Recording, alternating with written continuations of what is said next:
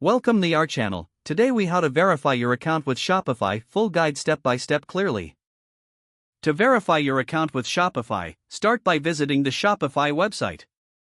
Log into your Shopify account using your credentials.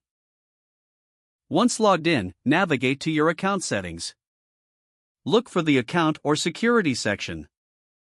In the account settings, locate the verification options. Shopify may prompt you to verify your email address. Check your email inbox for a verification email from Shopify. Open the email and click on the verification link provided. If you do not see the email, check your spam or junk folder. After clicking the verification link, you will be redirected to Shopify. Next, you may need to verify your phone number for added security. Enter your phone number in the designated field. Choose your preferred method for receiving the verification code, either via SMS or call.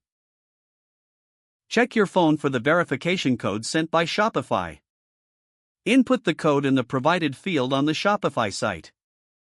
Click Verify to confirm your phone number. Once you have verified both your email and phone number, you might also need to enable two-step authentication. Return to the security settings in your account.